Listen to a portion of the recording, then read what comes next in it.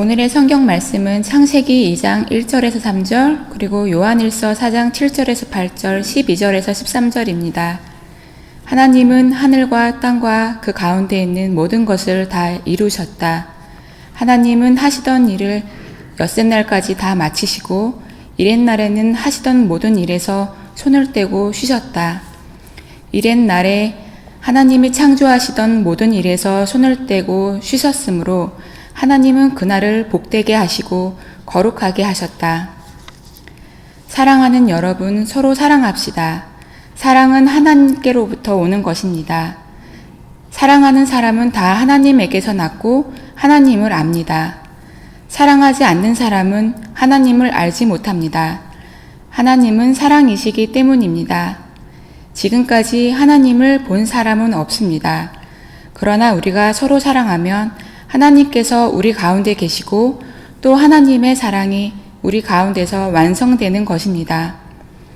하나님께서 우리에게 당신의 영을 나누어 주셨습니다. 이것으로 우리는 우리가 하나님 안에 있고 또 하나님께서 우리 가운데 계신다는 것을 압니다. 아멘.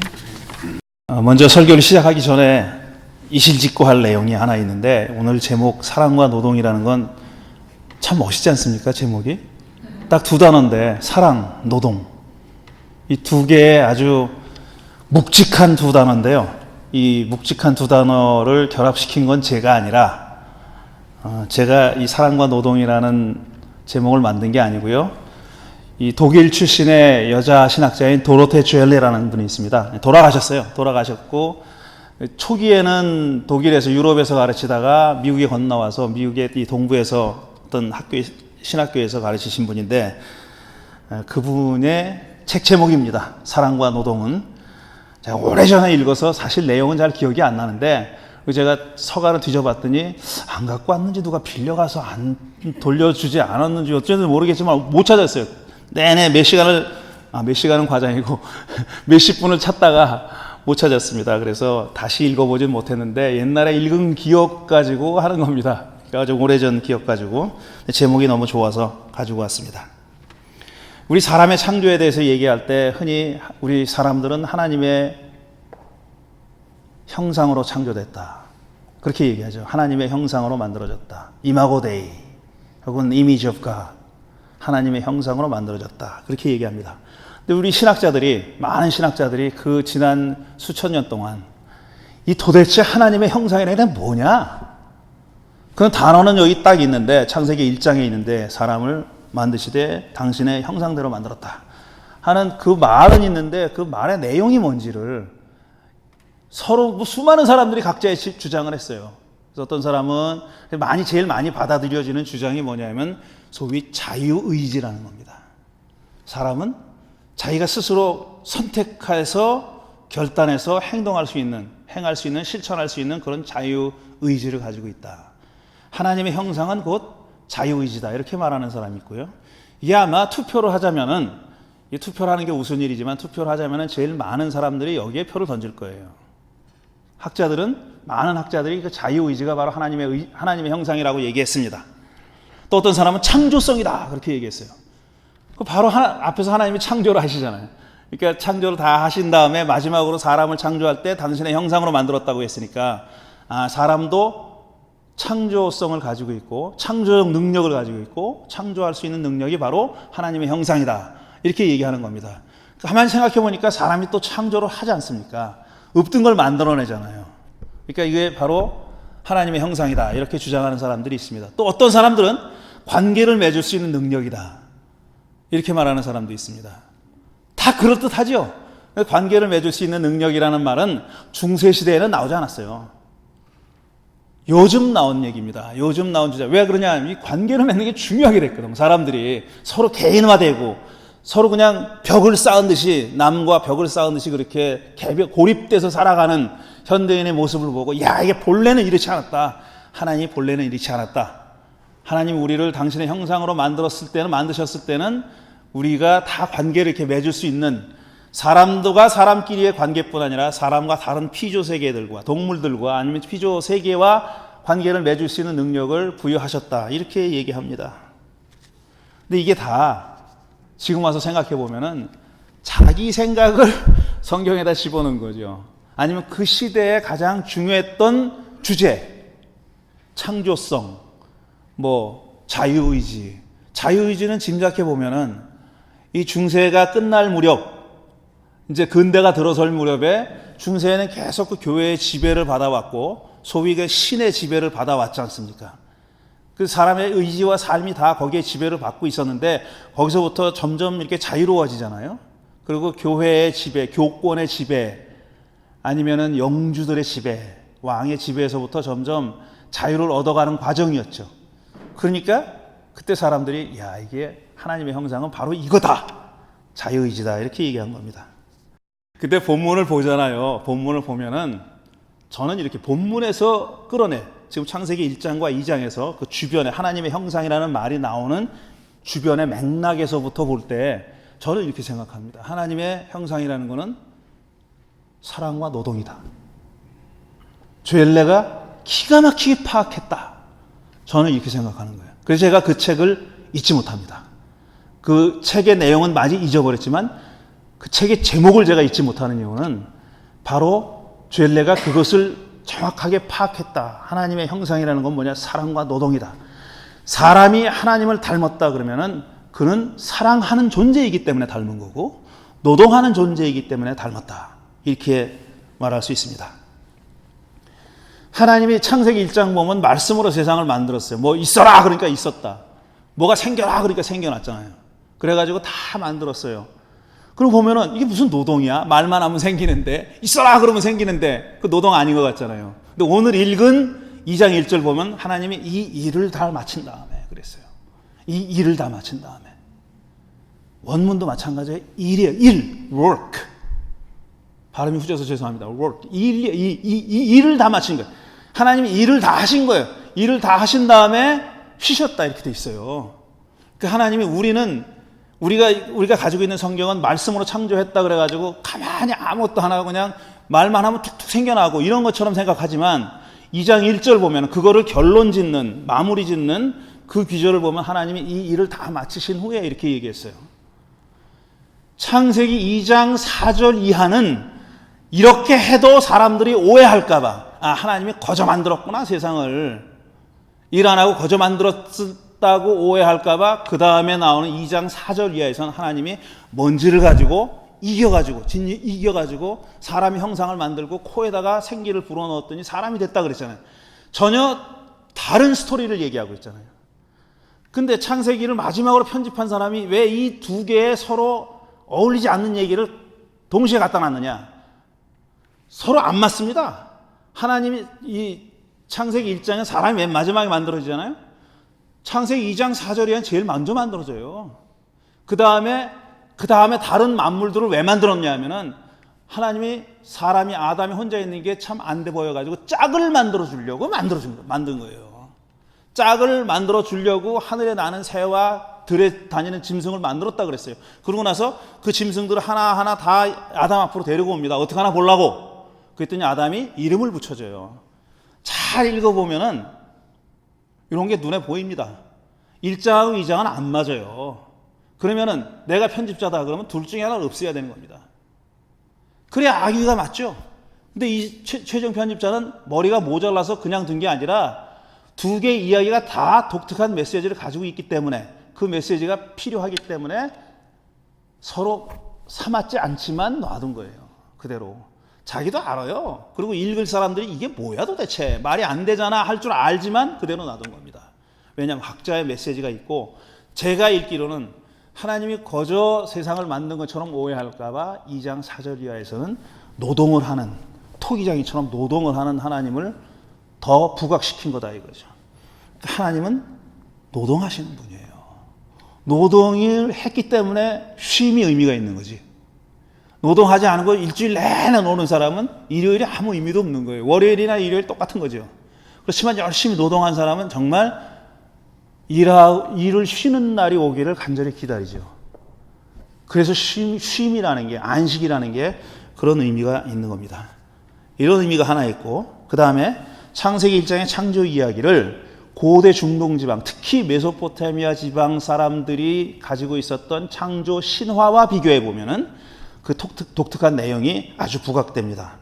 고대 중동 메소포타미아 창조 신화는 뭐냐면 태초에 아주 무질서한 그런 혼돈이 지배하고 있는 그런 사회, 그런 세상입니다. 그때 신들이 서로 권력 다툼을 해요. 다신이니까 신들이 여럿이에요. 여러 신들이 서로 권력 다툼을 해가지고 가장 강한 신이 약한 신을 무찌릅니다. 정복하고 지배해요. 정복과 전쟁과 지배의 모티브가 메소포타미아 창조 신화에 들어있어요. 정복하고 지배하고 싸우는 거예요. 싸워서 정복하고 지배하는 거예요. 패배한 신들은 최고 신들의 노예처럼 삽니다. 최고 신들이 시키는 일을 하면서 살아가요. 그런데 이 정복당한 신들 있잖아요. 하위 신들이 자기들이 하는 일 중에서 너무너무 하기 싫은 3D 업종의 일이 있는 거예요. 3D 업종의 일. 우리 결의 사람들이 동남아에서 온 사람들을 데려다가 시킨 그 일. 그걸 하기 싫은 거예요. 그래가지고 꼭대기 신한테 컴플레인 합니다. 우리가 하기 싫어요. 하기 싫어 막 그러니까 꼭대기 신이 뭐라고 그래, 네 말이 맞아. 그러고 너 그 대신 그 일을 할 뭔가를 만들어줄게. 라고 만들어진 게 사람이에요. 사람은 메소포타미아 신화에서 사람은 왜 만들어졌느냐 하면은 하위 신이 하기 싫어하는 3D 업종의 일을 하기 위해서 만들어진 겁니다. 이게 이스라엘 사람들이 가장 영향을 많이 받았던 메소포타미아의 문명권에서 만들어진 창조 신화고 거기에 영향을 받았는데 창세기 1장은 그거를 싹 갈아엎는 내용이에요.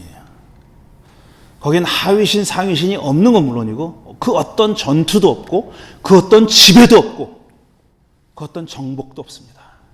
그냥 세상은 자연스럽게 하나님이 만드신 거예요. 자연스럽게 세상에 내놓으신 거예요. 그러니까 하나님이 꺼내놓으신 거예요. 꺼내놓으신. 그게 세상입니다. 메소포타미아 신화에는 제가 집중하는 거는 뭐냐면 노동에 대한 생각이 깔려 있는 거예요. 노동이라는 건 뭐냐면 하기 싫은 거. 가장 밑바닥 놈들한테 시켜 먹어야 되는 거. 이런 생각이 있는 거죠. 지들이 하기 싫으니까 사람 만들어 달라고 하소연해가지고 사람 만들어서 사람들이 그 일을 했다는 거예요. 노동이라는 건 하기 싫은 거, 가장 밑바닥의 존재들이 하는 거라는 생각이 깔려 있어요. 그런데 창세기 1장은 하나님이 이 일을 다 마치신 후에 하나님이 직접 노동을 합니다. 그리고 그런 하나님이 당신의 형상대로 사람을 만들었어요. 그 형상이 바로 노동과 사랑이라는 거죠. 오래전부터 기독교는 하나님의 창조를 creatio ex nihillo라는 말로 표현했습니다. creation, ex, out of, nihillo, nothing. 그러니까 무로부터의 창조가 기독교의 오랫동안의 창조에 대한 교리였었어요. 이건 이해할 수 있어요. 하나님 어떤 재료를 가지고 세상을 만든 게 아니라 아무것도 없는 가운데서 만들었다는 걸 강조하고 싶은 거예요. 하나님이 재료를 가지고 만들었다면 그 재료는 어디서 왔냐고 또 물을 거 아닙니까? 그럼 또 누가 만들어야 되잖아요. 그럼 그것도 재료가 또 있어야 되죠. 끝없는 계속 재료를 찾아가는 거예요. 그러다 보니까 중세 기독교 신학자들이 이래서는 안 되겠다 그래가지고 만들어낸 게 creation out of nothing. 무로부터의 창조라는 교리를 만들었어요. 이게 하나님이 세상을 만들 때 아무것도 없었다는 거예요. 아무것도 없었다. 존재라는 게 없었다. 멋있죠? 근데 창세기 1장 보면은 그 말이 안 맞아요. 창세기 1장은 뭐라고 되어 있냐면은 태초에 하나님이 천지를 창조하셨다. 땅이 혼돈하고 공허하며 어둠이 깊음 위에 있고 하나님의 영은 물 위에 움직이고 있었다. 물이 있었다 그러는 거예요. 뭔가가 있었어요. 창세기 1장 1절은 하나님 뭔가가 있는 가운데서 창조하신 거예요. 그러니까 creation out of nothing이 안 맞는 겁니다. 근데 가끔 교리가 이렇게 안 맞을 때도 있는 거예요. 그걸 굉장히 강조해 왔어요. 근데 요즘은 그렇게 강조하지 않아요. 하나님의 창조 신학을 얘기할 때 creatio ex nihillo를 얘기하는 사람은 아무도 없습니다. 요즘. 그게 그때는 의미가 있었고 이유가 있었지만 지금 창조 신학을 얘기하는 사람이 무로부터의 창조 얘기하는 사람이 없어요. 근데 죄레는 기가 막힌 얘기를 했어요. 기가 막힌. 제가 여기서 나가 떨어진 거 이 사람이 이런 말을 하는 거에서 creatio ex amore 라는 말을 했어요. Creation out of love. 하나님이 세상을 무엇으로부터 그러니까 재료, 진료 이런 건 관심 없어요. 재료가 뭐였냐, 그게 nothing이었냐, 무였느냐, 뭐가 있었냐 이런 거 관심 없어요. 이 양반 이 주엘레의 관심이 뭐냐면 하나님이 왜 세상을 만들었느냐는 거예요. 어떤 심정에서 어떤 마음에서 세상을 만들었느냐. 하나님은 사랑으로부터 세상을 만들었다. Creation out of love. 사랑으로부터의 창조. 그러니까 세상을 왜 만들었느냐? 사랑하려고 만들었다는 거예요. 사랑하려고. 유대인들의 농담, 가끔 제가 하는 얘기가 있어요. 유대인들은 이제 우리 자기네들 성경이 구약 성경이 다잖아요. 구약 성경 가운데 그 바미츠바 어른이 되기 전에는 공동 회당에서 읽지 못하는 구절들이 있어요. 창세기 1장 못 읽어요, 얘네들. 그러니까 지가 성경책 가지고 있는 거 누가 말리겠어요? 근데 회당에서 예배 시간에 창세기 아이들한테 성년이 되기 전에 아이들한테 창세기 1장을 읽고 강론하지 못해요. 왜 그러냐? 많은 이 스페큘레이션 막 상상을 쓸데없는 상상을 하게 만든다. 그래서 못 읽게 합니다. 그 다음에 에스겔서 같은 데도 못 읽게 하는 구절들이 꽤 많이 있어요. 근데 꼭 이런 애들이 있잖아요. 물어보는 애들이 있어요. 하나님, 아니 랍비님, 하나님은 세상을 창조하기 전에 뭐하고 계셨어요? 물어볼 만 하잖아요. 뭐하고 계셨어요? 뭘로 만드셨어? 말고 뭐하고 계셨어요? 창조하기 전에? 그러면 이제 랍비들이 전통적으로 만들어낸 조크가 있어요. 너 같은 놈 때려주려고 메처리를 만들고 계셨다. 이렇게 얘기해요. 이렇게.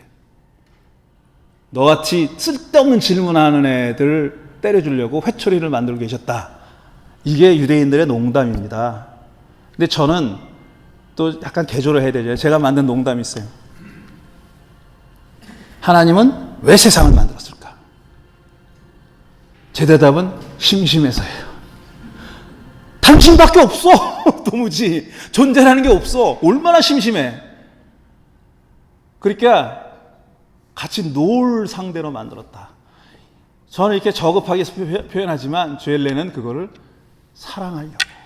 이 양반이 말이야, 하나님이라는 분이 사랑이 막 넘치는 분인데 받아줄 놈이 없네. 받아줄 놈이. 받아줄 대상이 없어. 그러니까 받아줄 대상으로 세상을 만들었다는 거예요. 하나님이 세상을 창조하신 이유는 당신의 사랑을 쏟아낼 대상으로서 만들었다. 저는 요한 1서 읽었잖아요. 우리 요한 1서 4장 읽었잖아요. 요한 1서 4장은 정말 기가 막히고 정말 귀가 뻥 막히는 게 아니라 귀가 뚫리는 그런 얘기입니다. 하나님은 사랑이시다 그랬어요. 하나님은 사랑이시다. 이 말은 굉장한 얘기예요. 하나님을 늘 우리 오랫동안 지금까지도 어떤 인격체로 생각하고 대상으로 생각했어요. 하나님이 거기 계시는 거예요. 그냥 안 보이지만 어딘가 계시는 거예요. 존재하는 거, 존재하는 거. 그래서 어디 계신지 모르면 절도 하고 노래도 하고 기도도 하고 하는 거예요. 어떤 대상입니다. 나와 커뮤니케이션 할 수 있는 반려자, 동반자, 적어도 그렇게 생각하는 거예요. 근데 이 양반은 하나님은 사랑이래. 하나님은 그런 대상에서 찾지 말고 사랑이라는 이름으로 일어나는 모든 행동 안에 하나님이 계시다가 아니라 그게 하나님이다 라는 얘기예요. 사랑이라는 이름으로 벌어지는 모든 사건, 그게 하나님이라는 얘기입니다. 하나님이 그 안에 계시다가 아니라 하나님이다라고 얘기하는 거예요. 어떤 대상성이라는 거. 물론 대상으로 보는 게 중요합니다. 왜냐하면 우리는 하나님과 커뮤니케이션을 해야 돼요. 소통을 해야 돼요. 소통이 안 되면 답답해 죽겠어. 답답해. 양반이 대답 안 하는 것 같아도 말을 자꾸 붙이잖아요. 우리는 기도 연락해 해보세요. 아무 말도 안 해 그 양반은. 그래도 우리는 응답했다고 믿잖아요. 대상성이에요. 그게 소통이 중요하기 때문에 그런 겁니다. 우리는 그걸 못 버립니다. 절대로. 그러나 하나님이 그 측면만 있는 게 아니다라는 거예요. 그 하나님을 대상으로 봤을 때 초래되는 다양한 문제들이 있어요. 그 문제를 어떻게 극복할 수 있을까? 우리 하나님에 대한 생각을 발전시키는 사람으로서는 그런 고민이 아니 될 수가 없는 겁니다. 하나님을 대상으로 여긴다는 것은 우리가 기도를 들어주시는 분, 나와 동행해 주시는 분, 되게 중요한데, 그것 때문에 초래되는 문제점들, 왜냐하면 그걸 자꾸 사유하려는 생각이 생기게 마련입니다. 하나님 그렇게 대상이 됐을 때는, 하나님 대상으로 여겼을 때는 내 하나님으로 만들고 싶은 거예요. 내 하나님. 왜냐하면 다 그렇게 생각하거든. 세상 사람들이 다 그렇게 생각하는데 나만 좀 더 나한테 일말의 관심이라도 좀 더 가져줬으면 좋겠다 하는 생각이 있는 거죠. 그걸 해체하지 못합니다, 사람은. 우리는 그거를 중화시킬 수 있는 다른 생각들을 발전시켜 온 거예요. 그게 뭐냐? 일찍이 요한일서의 저자는 사랑에서 찾은 거예요. 하나님은 사랑이다. God does love가 아니라, God loves가 아니라 God is love. 하나님은 곧 사랑이다. 하나님은 사랑이라는 행위가 벌어지는 그 모든 것이다. 이렇게 얘기하고 있는 겁니다. 굉장히 있어 보이죠? 그런데 이 사랑과 노동이 말이에요. 지금 우리가 살아가고 있는 21세기 2020년의 지금은 이런 하나님, 왜 노동을 하냐면 사랑하기 위해서 하는 겁니다. 우리의 궁극적인 노동의 목적은 사랑하기 위해서 하는 거예요. 또 사랑은 노동을 통해서만 실현될 수 있어요. 사랑은 감정이 아닙니다. 내가 막 그냥 보고 싶어 죽겠는 거. 그거는 정말 사랑의 극히 일부. 사랑은 사랑하는 사람들을 위해서, 사랑하는 사람을 위해서 뭔가를 하는 거예요. 노동과 사랑은 그래서 끊을 수가 없는 겁니다. 우리가 노동을 하는 목적은, 일하는 목적은 사랑하기 위해서예요. 내가 부자 되거나 잘 살고 놀기 위해서가 아니라, 더 많은 여가 시간을 갖기 위해서가 아니라 더 많은 사랑을 하기 위해서 우리가 노동을 하는 겁니다. 근데 지금 우리가 살아가는 이 세상에서는 그게 제대로 실현되고 있지 않죠. 우리는 쉬었으면 좋겠어요. 노동을 하면서 뭘 하나 하면서, 예를 들어서 뭘 하나 만들면서도 이거를 사용하는 사람들이 이걸 가지고 누리게 될 행복과 축복과 이런 거를 생각하기보다는 이걸 만들어서 얼마를 받고 내가 이걸 하나 만들 때 얼마를 받고 이거 생각하잖아요. 마찬가지예요. 어쩔 수가 없어요. 우리가 지금 살아가는 세상은 그런 세상이에요. 우리가 사랑을 하면서도 마찬가지입니다. 내가 사랑하는데 저놈은 날 사랑 안 하면 어떡하나. 내가 엄청 소외하냐 이거. 그렇잖아요. 사랑이 주고받는 게 돼버렸어요. 그건 우리가 지금 살아가는 사회를 그대로 모사한 겁니다. 우리가 살아가는 세상을 그대로 카피한 형태예요. 사랑조차도 주면 받아야 되고 받으면 줘야 되는 거예요. 우리가 선물이라는 거요. 저 데리다가 강남순 교수님 많이 하는 얘기잖아요. 데리다가 진정한 의미의 선물이라는 건 없다. 왜냐하면 선물은 주고 나서 잊어버려야 되는데 항상 준 사람도 기억하고 받은 사람도 기억해. 준 사람은 저 자식 내가 이거 줬는데 나중에 때 되면 나한테 뭐 안 주면은 괘씸한 놈이라고 생각하죠. 받은 사람도 받고 나서는 부담스러워. 잘 쓰고 했는데 받고 나서는 부담스러워. 그런 게 없어야 진짜 선물이잖아요. 그런 게 없어요. 그러니까 저한테 뭐 준 사람은 받을 생각하지 마세요. 저는 아주 선물에 제대로 된 의미대로 살려고 하니까 저한테 뭐 준 사람은 잊어버리세요. 저한테 준 사람은 다 잊어버리세요. 우리가 살아가는 세상은 아직은 그렇습니다. 그렇다면 종교가 죽건 말건 저는 I don't care. 종교가 죽건 말건 상관없어요. 이 사랑과 노동의 어떤 본래적인 의미라고 할까? 앞으로 후대의 의미가 뭐라고 좋아, 뭐라고 이름 붙여도 좋습니다. 그게 정말 실현될 수 있는, 우리가 일하면서도 사랑의 마음이 싹트고 내가 이걸 내가 만들어서 이걸 사용할 사람들이 얼마나 유용하게 사용할까를 생각할 수 있는 그런 사회가 됐으면 좋겠어요. 그렇게 되기까지는 아직 갈 길이 멀고, 저는 만약에 우리 종교가 사랑과 노동을 가장 소중한 가치로 여긴다면은 우리는 여전히 할 일이 있는 거고, 우리는 여전히 웰다잉하는 과정에서 여전히 할 일이 있다라고 생각하는 겁니다. 여전히 할 일이 있다고. 종교가 죽고 사는 건 중요하지 않아요. 우리가 어떻게 사랑과 노동을 잘 결합시켜서 그 둘이 뗄 수 없는 그런 실체라는 것, 그런 현실이라는 것을 인식하고 동시에 해나갈 수 있을까? 우리의 과제라고 생각합니다. 시리즈가 다 끝나갑니다. 이제는.